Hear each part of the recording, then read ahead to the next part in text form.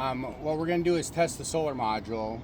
First of all, you can just look at the tech specs of the module and it says what it's rated for. So this one says peak power is 395.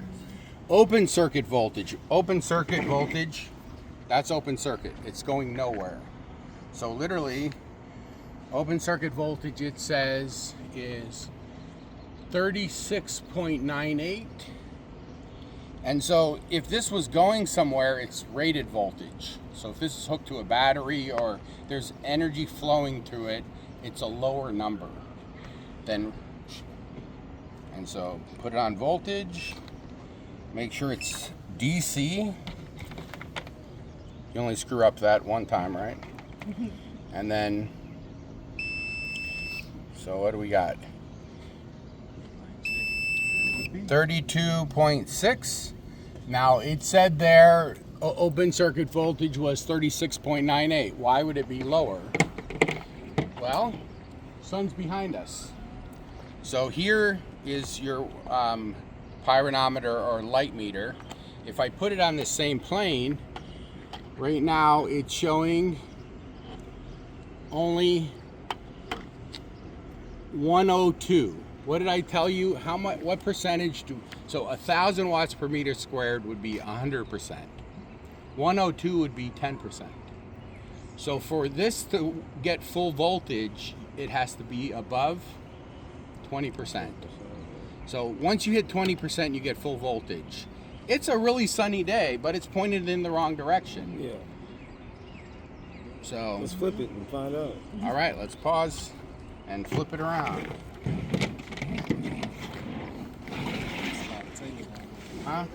I would say put it on that side because we want the brace. Yeah. So the weight of that is going to probably make it slide.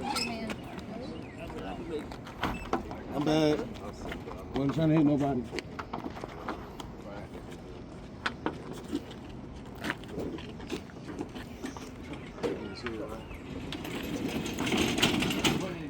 So we can reach it. And I'm bracing it there just because of that weight.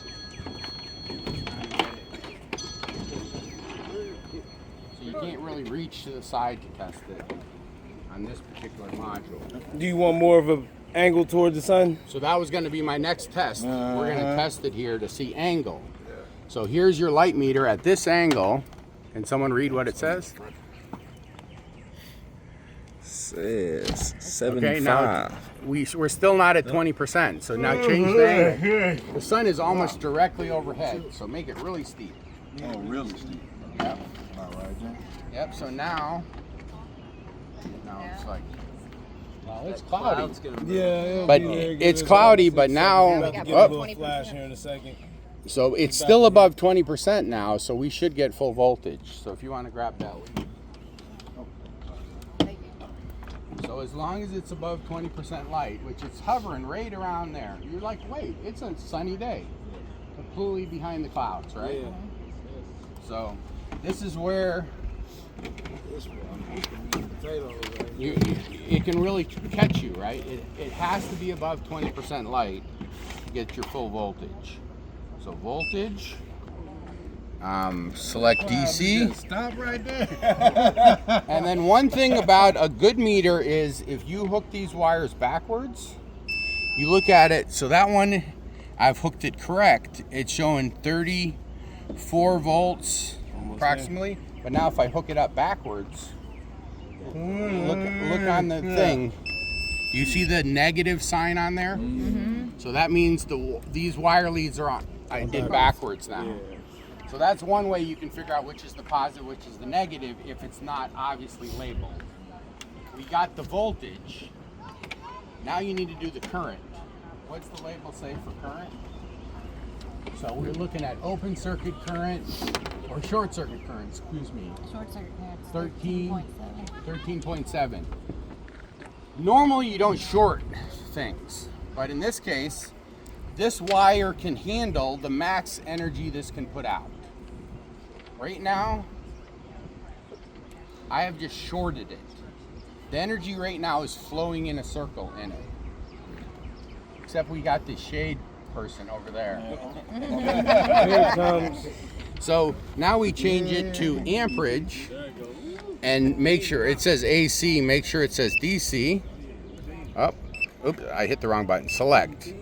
So now, I don't see it say DC.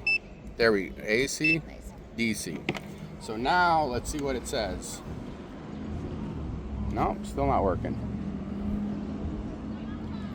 Oh, here we go. This has a different, for the DC on this particular meter, this one's got, do you remember what AC symbol is? It's like the hertz. DC is straight. So for the amps, it has a different slot.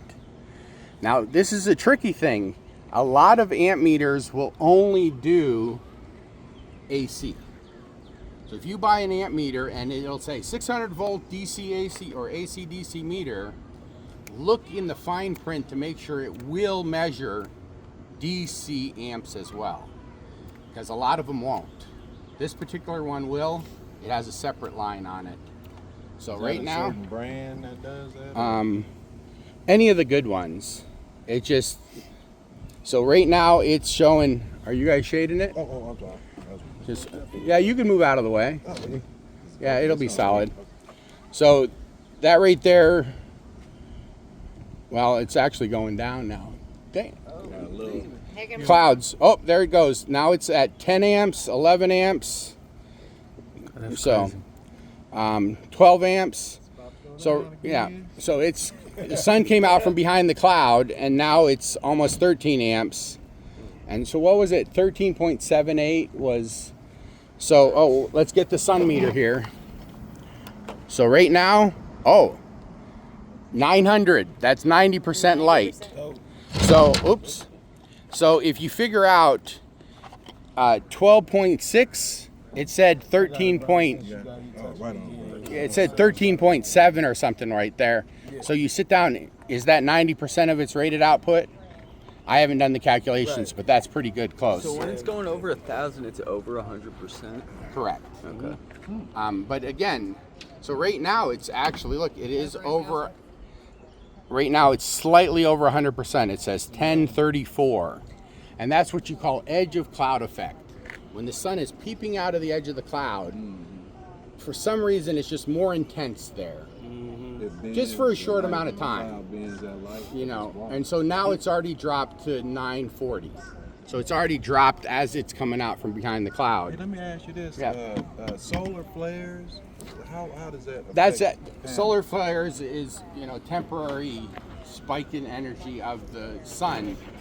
Will It it can damage? affect, but usually it's electric magnetic. So So anyway, it doesn't damage now the panels at all? It doesn't damage the panels at all, the flares, the solar flares? no. No.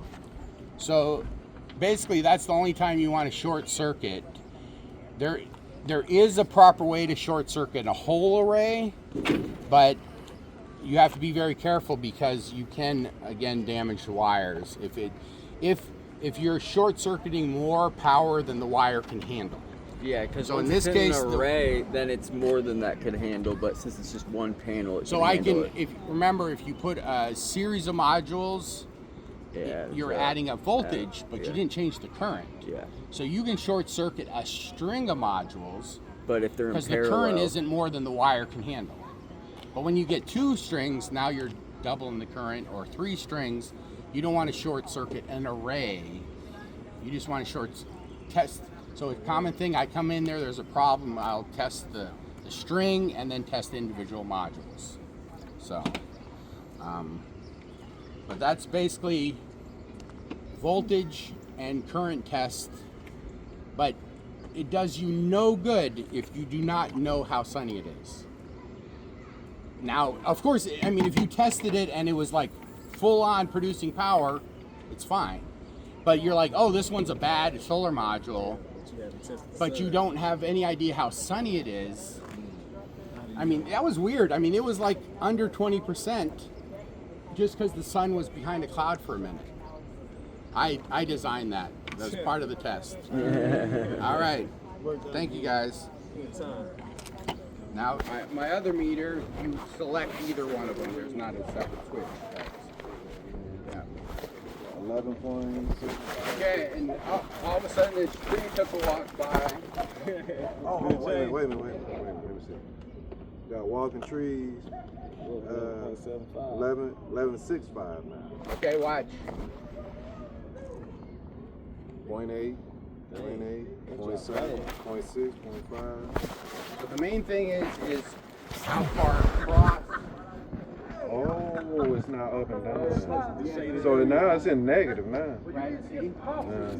Now it's actually a load. The energy flows in here and it's flowing out to the shade again. Yeah. We've knocked out all the strings. Okay.